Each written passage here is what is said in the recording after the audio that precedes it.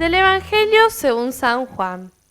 Al atardecer del primer día de la semana, los discípulos se encontraban con las puertas cerradas por temor a los judíos. Entonces llegó Jesús y poniéndose en medio de ellos les dijo: «La paz esté con ustedes». Mientras decía esto, les mostró sus manos y su costado. Los discípulos se llenaron de alegría cuando vieron al Señor. Jesús les dijo de nuevo: «La paz esté con ustedes. Como el Padre me envió a mí, yo también los envío a ustedes».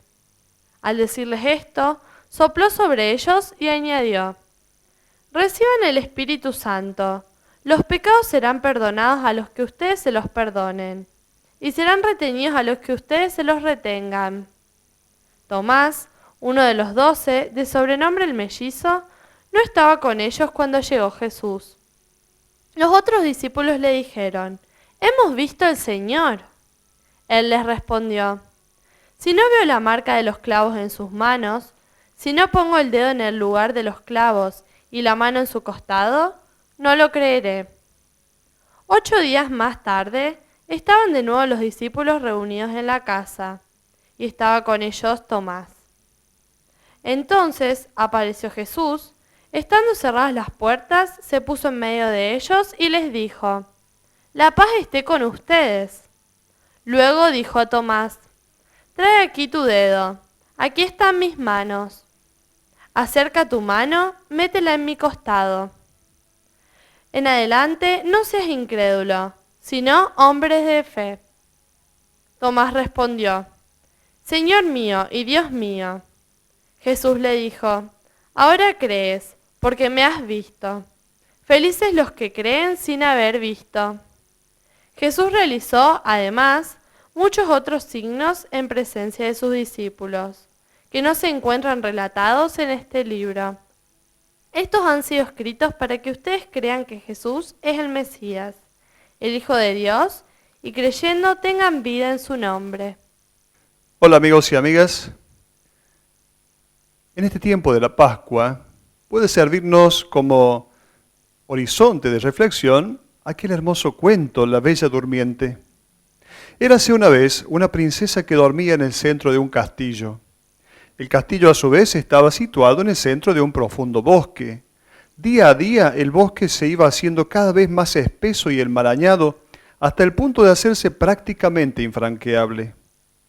Con la princesa dormían también su perro, sus servidores, el jardín y el castillo entero.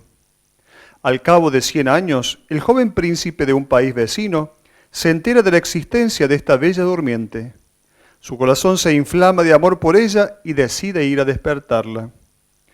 Al joven príncipe le sucede todo tipo de aventuras en su intento de desbrozar la tupida selva y llegar a ese centro donde se oculta el castillo. Después de mucho tiempo y no pocas aventuras, el príncipe, herido con 1000 heridas, pero abrazado de amor, llega al centro del castillo donde la princesa se despierta. Con ella se despiertan también su perro, los servidores, el jardín de toda la casa. Todo ese pequeño universo abre sus ojos y se llena de vida. Creo que esto es la Pascua. ¿Quién es aquel príncipe que viene de un país lejano, herido con 1000 heridas?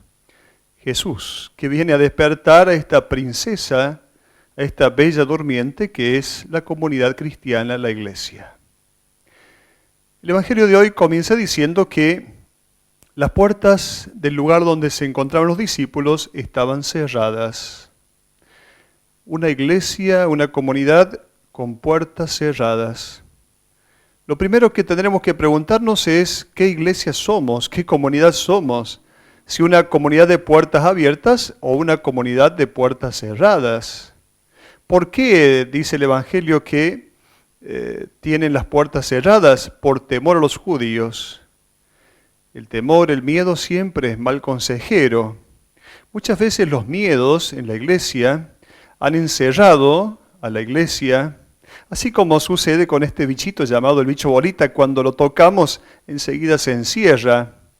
Más de una vez en la iglesia hemos tenido estos miedos que nos han llevado a encerrarnos. A veces el miedo a la ciencia, como por ejemplo el caso de Galileo, el miedo al evolucionismo, los miedos a los descubrimientos arqueológicos que puedan tener alguna influencia en la interpretación bíblica, esos miedos que no siempre nos han servido, que nunca nos han servido. El Evangelio dice que llega Jesús y se pone en medio de ellos. No se trata estrictamente de una aparición. Jesús llega, se pone en medio de ellos. No se trata entonces de una aparición estrictamente hablando.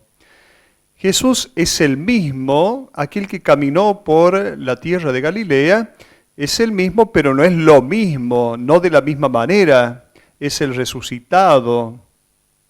Si en aquel momento hubiera existido la posibilidad de sacarse una foto, una selfie con Jesús, no podrían los discípulos haberse sacado una selfie con él, ciertamente, porque no se trata de una aparición. Es el mismo Jesús, pero no es lo mismo. No se trata de alguien tangible, es la cualidad nueva del resucitado. Este Jesús va a decir por 3 veces, la paz esté con ustedes. El número 3 está indicando algo completo, algo definitivo, la paz que no es simplemente un deseo o un augurio, sino que es un don que Jesús da a la comunidad. Esta paz que significa todo lo que el hombre necesita y todo lo que el hombre posee para ser realmente feliz. Jesús la da de modo completo a su comunidad. Luego, ¿qué hace Jesús? Les muestra sus manos y su costado. En la Biblia ya sabemos qué significa la mano de Dios. Las manos de Dios significan el poder de Dios, ciertamente, pero también en la Biblia se habla de la mano de Dios que castiga. Hay una evolución en el modo de entender la mano de Dios. La mano de Dios ahora se hace presente en las manos de Jesús de Nazaret. Aquellas manos que son las que acarician a los niños, aquellas manos que lavaron los pies de los discípulos, aquellas manos que curaron a los leprosos. Esas son las manos de Dios ahora. Son la expresión del amor, de la cercanía de Dios. Estas son las manos de Dios. Podríamos decir que este es el nuevo documento de identidad. Jesús, para presentarse, no muestra su rostro, sino que su documento de identidad, de presentación, son sus manos y su costado.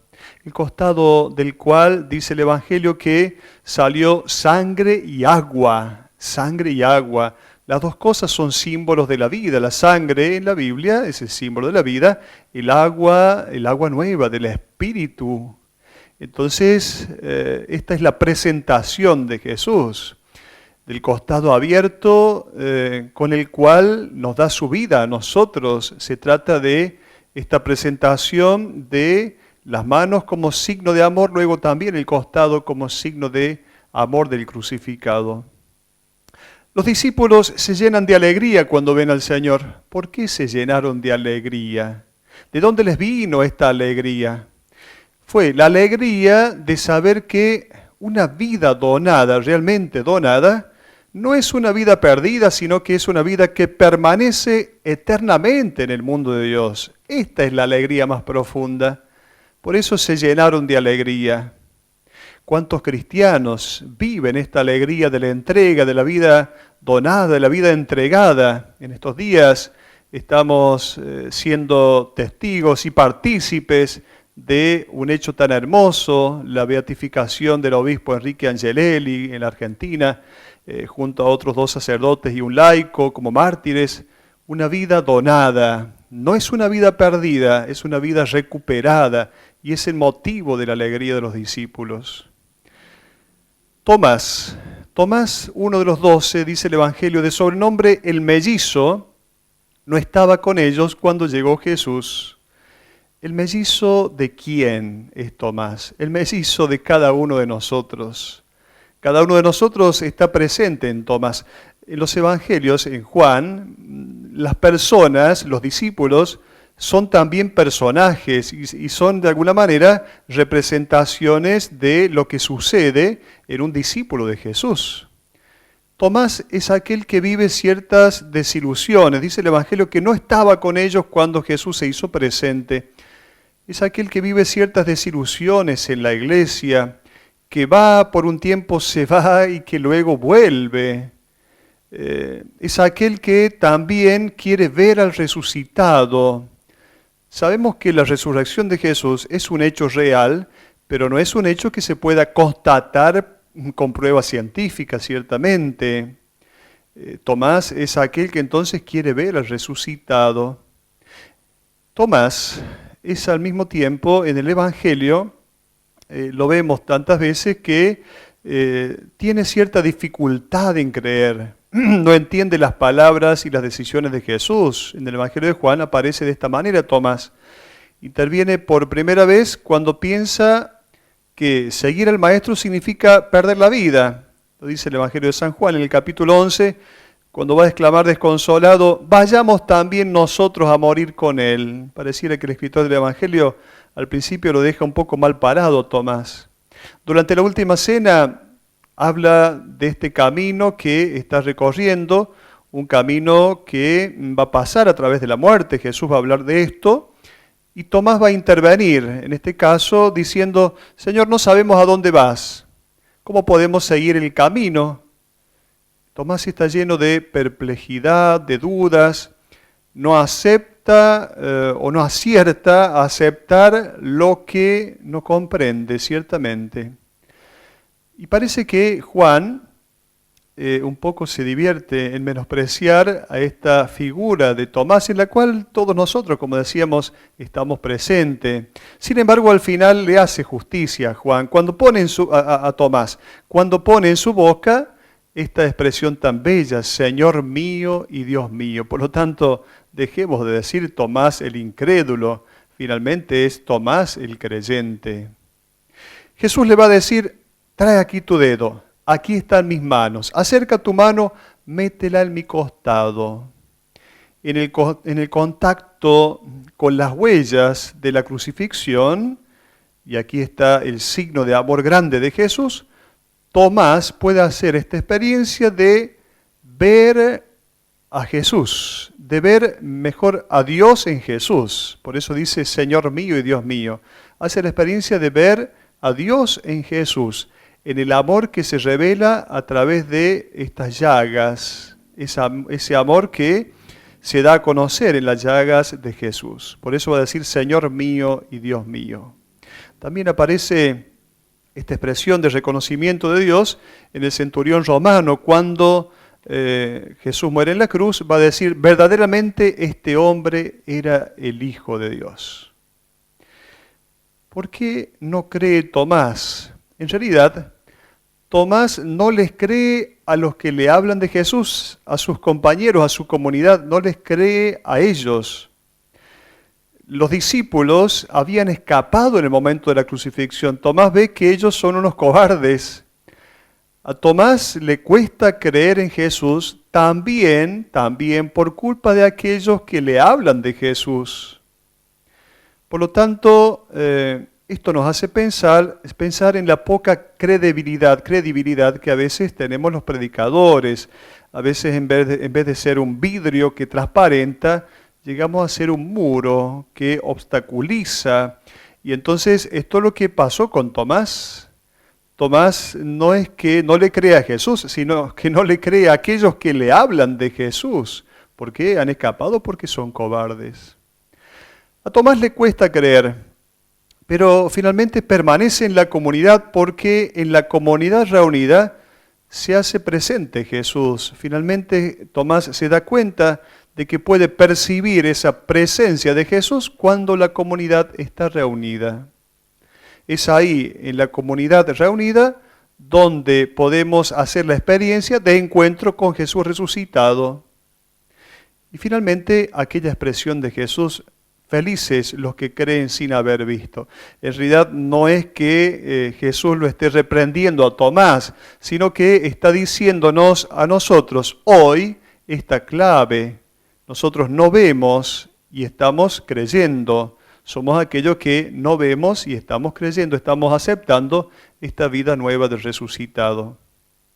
En la Eucaristía dominical se hace presente Jesús. La Eucaristía es la presencia privilegiada de Jesús. en este Jesús que se hace presente porque la comunidad está reunida. No podemos entonces marginar el altar, no podemos postergar el encuentro con el Señor y con la comunidad porque el resucitado está ahí. Hasta la próxima.